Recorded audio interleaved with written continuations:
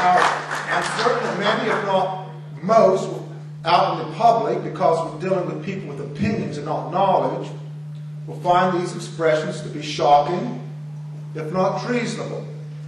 Now let's turn to the Constitution. Article 3, Section 3 defines treason as follows.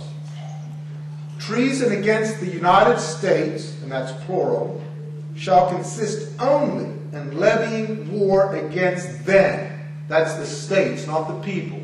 Pronoun them is the states. Or in adhering to their, that's the states, enemies, giving them aid and comfort.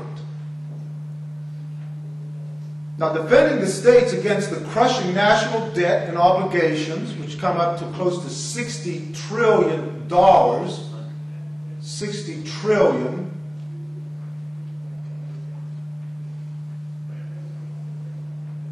oppressive tax rates, the Supreme Court's social engineering of the American people is not treason. This is not an attack on the nation, but on its political functionaries, the plutocratic elite, who have made a mockery of the constitutional rule of law. It is standing with the framers of the Constitution against the centralization of power in the hands of such functionaries, which they realized was the greatest threat to liberty and prosperity. In short, if there is treason, it is treason against the constitutional rule of law by the political class running and ruining our country. Now, these United States of America have been and continue to be transformed into a unitary system of government. This transformation has centralized political power to the point that the U.S. government has extended its tentacles into virtually every aspect of our lives, in the pockets of generations not yet born. It matters not whether the politics of intrusion stems from the legislative, executive, or judicial branch. The fact of the matter is that those administrative institutions of government mask the elites, the political class, which have taken over the government in order to exercise real power to their own personal and collective interest. The greatest threat to the fundamental rights of Americans within their respective states is the concentration of power. That concentration of power has allowed the vanguard of government, uber alles, to chart the course of our political, economic, and cultural development. And as reason and history instruct us, that concentration of power will eventually be utilized to oppress and exploit in the worst ways imaginable in every one of us and our posterity. Now, for these reasons, we must not look to the United States government for protection of our fundamental rights.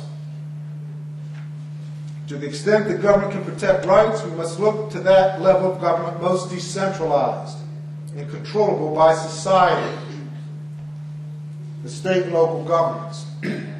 Now, excuse me. Now, not that state and local governments are to be held harmless. They too are very problematical. Government is inherently a problem. As Jefferson said, it's a necessary evil. But decentralized political power is much less a match for a politically virtuous citizenry, able and ready to protect their interests and rights against the power-hungry political elites. The fundamental premise of our system of Jeffersonian Republican government is that ultimate authority resides with the American people in their respective states, in their local communities. So the problem, to reiterate, is the concentration of political power. The remedy, the devolution of that power to the states and local governments. Now that doesn't mean it's a solution. All of this hinges on the premise or the hope that the American people are still capable of self-government. And that's an open question. That is an open question. It might be a fait accompli that we have to turn to elites because the American people no longer have the political virtue to govern themselves. Now, when we talk about local government, we're not talking about a leveling. We're talking about people in government what Jefferson would call the natural aristocracy that are still accountable to the people they have power over. Because they're local, that throws a chill on the oppression. Because they have to walk, eat, sleep, work among the people they exercise power over. Try to get in contact or rub elbows with the elites in Washington. It doesn't happen. Now, unfortunately, a majority of Americans fail to recognize the drift towards tyranny. Or in the words of Hayek, the road to serfdom. This includes the failure to recognize the two major political parties, the Democrats and Republicans, as the aiding and abetting the consolidation of legislative, judicial, and executive powers into the same hands.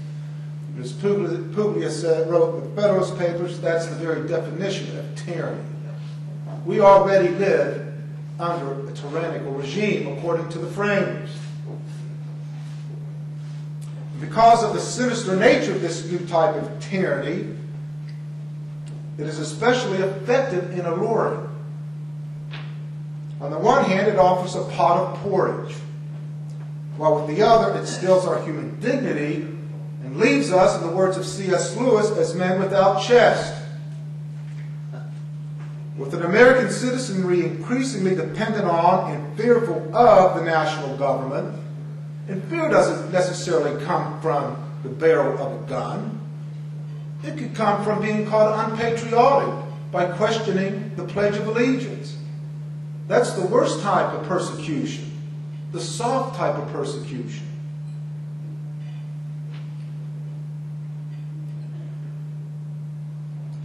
Now, the underpinning of this leftward drift is the displacement of the original Constitution with a phony Constitution. Its vanguard, the political class, the elite, whatever you want to call them, rationalizes its policies under the rubric of phony egalitarianism, legitimized and made fashionable by Mr. Lincoln. Now, I talked about opinion. And, social scientists, we realize there's in these government schools, it's very big on social engineering and socialization. We get our values, our political attitudes, beliefs, opinions, primarily from the public schools today, from the universities. And of course, we all know about political correctness. And Mr. Lincoln is sort of the tip of the spear in misleading the American people. Even academics base their entire careers on elevating Mr. Lincoln to a demigod, to an original founder. And this is the trick. This is what they're up to. And I've battled them over and over and over again.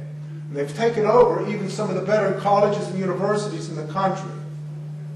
They're known as Straussians. You can go to a great school or a good non-governmental school like Hillsdale College. I debated the president. He's from the Claremont Institute. He's one of these Lincoln maniacs. Now this is the trick.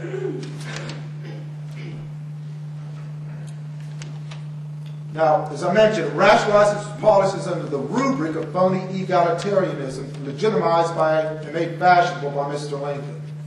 Mr. Lincoln, by incorporating the concocted all men are created equal of the 1776 Declaration of Independence into the U.S. Constitution, set in motion the derailment of the original Constitution. Nobody looks at the last paragraph of the Constitution about the sovereign and independent states, reiterated 3 times in the last paragraph that the states are sovereign and independent, and based upon international law, there has to be an explicit transfer of that sovereignty. It can't be by implication.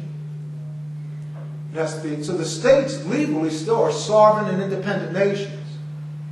But we know about the war between the states, and the result, Texas v. White, simply said that if the South had succeeded, their secession would have been constitutional, and the Southerners would have been heroes. Because they failed, secession is unconstitutional. And it boils down to might makes